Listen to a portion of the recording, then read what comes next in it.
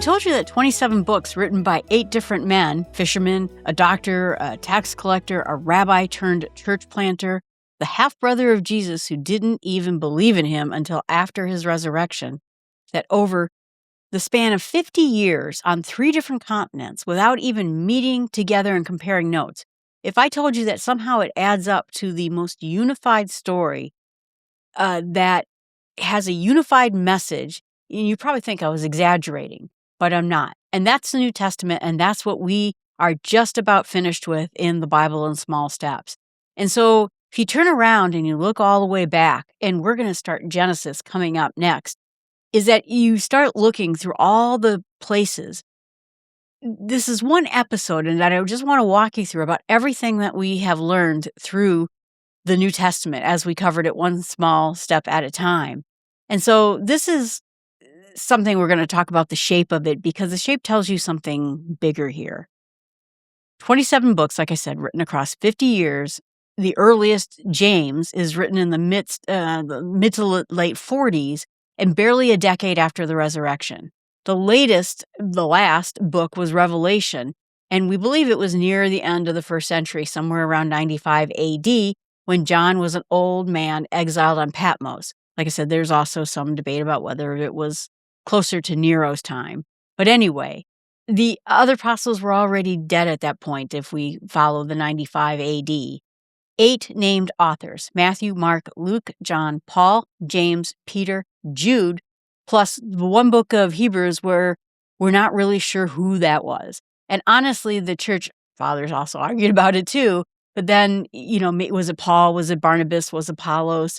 And we don't know. So things to find out in heaven. But anyway, that's the idea.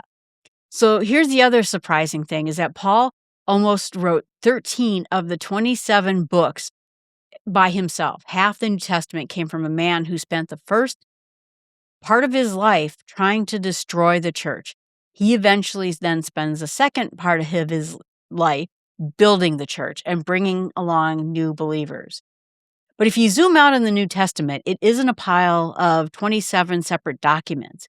It moves throughout 4 complete acts.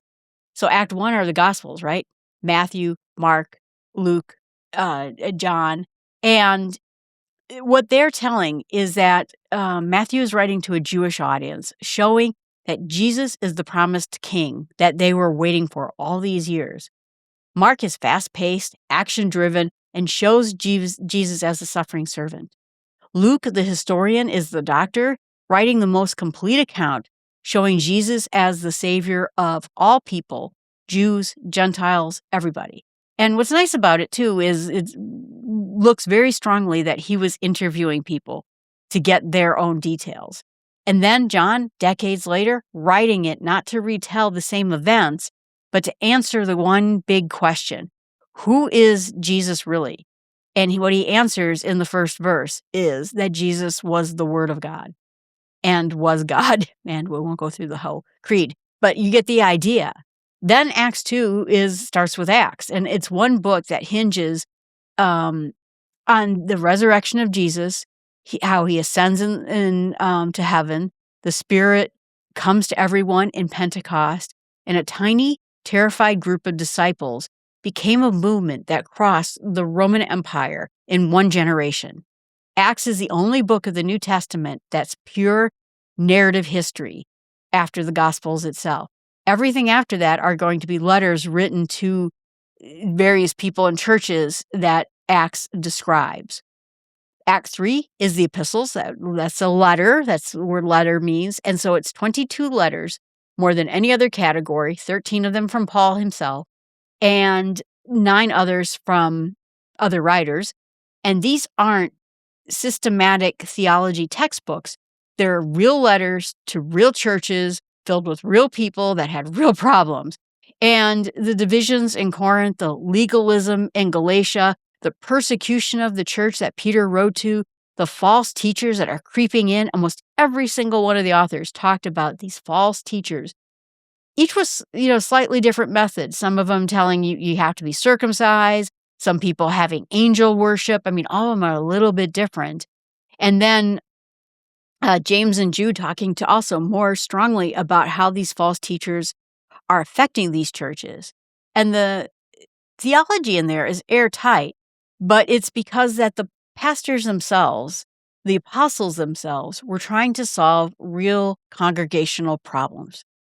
And it's very real sounding. I mean, I think the whole thing is real sounding, but you know what I mean?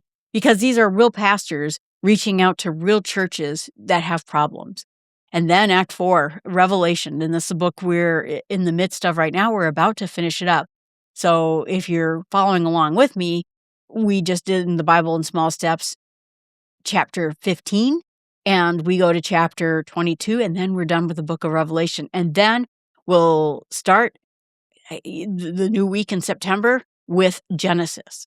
And so anyway, that book was written, oh gosh, it's called apocalyptic literature. And apocalyptic in our minds, because we think about like apocalyptic science fiction books or something like that, it is about the end. And this is about the end, but it's more about you've been hidden. This has been hidden from you. We see a war and a battle going on that has nothing to do with what we think is going on around here. We see Christ die on the cross. We see him resurrected. We see the churches grow, some churches fall, and we're seeing this in our earthly eyes. And now what is open to us is there's a whole other battle going on. But not only that, it's being written to these persecuted churches, telling them Christ wins. Whatever it looks like right now, and that's to us too, whatever you think is happening right now, in the end, Christ wins. So that's the overarching part of it. And that the two messages that resounded with me as we get, going through this revelation is that every day we have on earth, it is God's mercy to allow people to come back to Christ. If they don't believe in Jesus, if they don't see him as their Lord, there's time still, but not much time. And they have to come back now. Every day is one more opportunity for them to come back to Jesus. But that door is closing. And Revelation shows us what happens when that door closes. There's no more opportunity. There's no more chances left. So I think that's the point I walked away. One side is the mercy, but eventually there is judgment. And then the layer that on top of these 4 acts in the New Testament as it moves through time and it also moves through space, the ground that's covered. Let's talk about the ground. All this starts in Bethlehem, a little tiny village so small that the prophet Micah had to specifically point it out because no one would have guessed that the king of the universe would be born there. Everyone would have said, oh, that would be Jerusalem. That's the important city here. You think about it in the United States, something important, somewhat important is going to be born in the United States. We'd say, oh, that probably happened in Washington, D.C., or maybe New York, someplace prominent inside of the United States, but not, Marquette, Michigan, not some small town. They had to point it out because people would not have thought, well, what do you mean? God's home is in Jerusalem. Of course he's going to be born in Jerusalem. But then Galilee, we start seeing Galilee. It's the backwoods. It's the north woods of the time. Not in my sort of woodsy sense of it, but you know what I mean. It's not a religious capital or political capital or even a Roman capital. It's a fishing village and hillsides and a lake. And it's where Jesus spends most of his ministry, most of his miracles, and most of his teachings right there in that Galilee area. And someone even points out, well, Galilee, what good can come from there? Or from Nazareth, you know what I mean? It's people didn't think highly of it. And then there are even trips around the area. Jesus goes into Syria, Phoenicia, which is along the northern coast. He goes and talks to that crazy man who was chained up, and that was going to be on the more eastern side of the Sea of Galilee area, which was basically 10 Greek cities over there, so not Israel proper. But he has traveled throughout this entire region. But then it eventually comes to Jerusalem.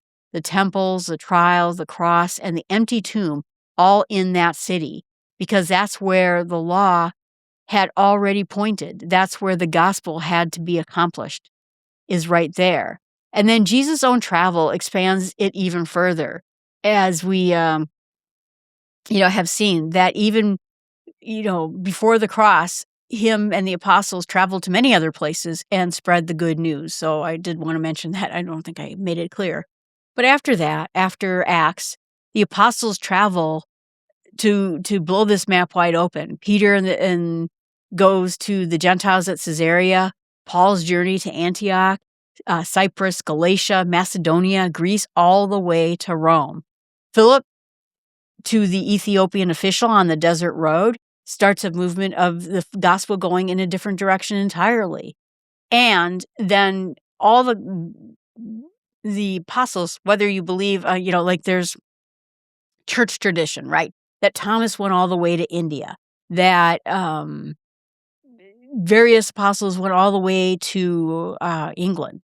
I think that Mary Magdalene was known to either go all the way to Spain, all the way maybe to England, some of the other apostles. So the apostles, whether you're looking at the New Testament itself, it doesn't mention much of their travels, but church tradition has that the distance traveled was quite large. And so this is then where the churches show up.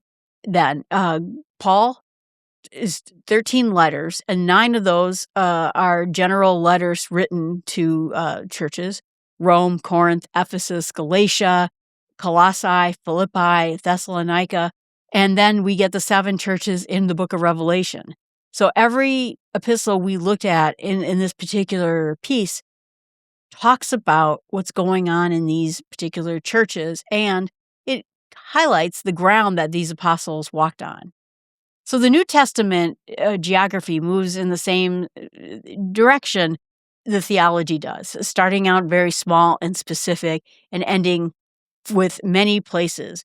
Bethlehem to Rome. Like I said, Rome built the roads that the gospel traveled on all across the world.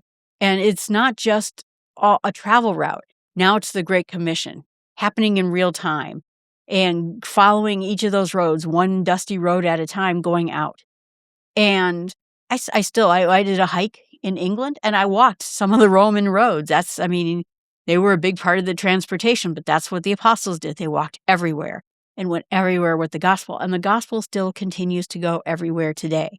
I think I saw that there are still 22, is it 22? Spoken languages or something like that, of people that don't have the Bible written in their language. And there's people trying to get them all in there. So I did sort of an analysis last week that back at the time, throughout the history, about 10 to 15% of people could read the Bible in their own language, either because they were illiterate, which is in most cases they couldn't read the Bible, or the Bible wasn't in their own language, and that prevented them from reading the Bible. But throughout history, it's been sort of like 10, 15%, and it bumped up after 1500, where we started getting the Bible in more languages. So we're talking about Tyndale, we're talking about the Vulgate, we're talking about Luther's German translation. But now we're at about 86% of people can read, and people can read the Bible in their own language. We still got, places to go on that. 14% of the people still need to be able to see the Bible. But that shows you that this was a mission started in the New Testament, and it's continuing to this very day. And everything that we've seen, the law and the gospel, it's answering basically 2 questions if we summarize the whole piece of it. What does God require of us? And most importantly, what has God done by the sheer fact we can't meet it all? How does He help us get there? Because we can't possibly do the thing that is being asked of us, though we try. The gospel shows us that the law lived out perfectly by Christ, and the gospel that was accomplished at the cross, the empty tomb where Jesus is resurrected. Acts shows us that the gospel is spreading on legs and walking right out of Jerusalem into the whole world. The epistles then apply that gospel to real sin, conflict, church issues, people who are having doubts and real struggles in real churches. Then Revelation pulls back that curtain again and says, this is where we're all headed. It's not vague symbolism for its own sake, but a certainty that the Lamb who was slain is the Lion who reigns, and every enemy of His church, visible and invisible, is already defeated. So why, after finishing all that, would we turn around now and go back and look at Genesis? And that's because none of this makes sense, I guess, without it. That the Old Testament is the promises that were made are going to be fulfilled in the New Testament. The very first promises. The king that in Matthew's gospel was promised to David. The suffering servant in Mark was promised in Isaiah. The lamb we see in Revelation was pictured in the altar of Leviticus. And before we get there, on the night that God covered Adam and Eve's shame after they had sinned, there was a brand new covenant right there. So all of this is we not skipping. We went to the New Testament, we did it first, but we didn't do it because the Old Testament didn't matter. We're going back now because it will show you, we saw how the story ends now. We're going to show you exactly how it started and how everything was pointing to how the story ends. The next time we begin, and we'll start, like I said, the Old Testament, and that will be on after the first Monday in September. It's going to be story by story. The New Testament was fulfilled, and we're going to see how those promises were made so we can understand them better. So it's a little bit different than what we're doing now. We're doing story by story, which means we'll talk about the creation of the earth. We're going to talk about Adam and Eve, and we're not going to focus as much on the chapters as much as completing the story. And there's some real reasons behind that, but what we're going to do is we will take and expand each of those stories so we can describe it. So we may talk about the fall of Adam and Eve, and we will talk about what life was like outside of Eden. We will talk about what happened with Cain and Abel, and then we will talk about what happened in those generations between Cain and Abel and Noah. And so what we're going to do is kind of mix things up so that we will have Bible chapters, but then if we come across a topic, we will cover that topic and talk about it thoroughly so that you understand everything there is to understand about it. And so I hope to see you there when we start the Old Testament too. I'm going to try to make this as easy to understand as possible, to just give you an insight of how it works and what the stories are about and why this imagery that maybe we don't understand exactly how things are because it was so long ago, but I'm going to try to explain it as easily as I can. And then if you find a topic that interests you, you can do more research in that. But I appreciate you being out there. You can see everything I do at jillfromthenorthwoods.com. You can email me at northwoodsjill@fastmail.com. And everything, every way to contact me is at the very bottom of the page at jillfromthenorthwoods.com. Thank you so much. Can't wait to see you there at the Old Testament.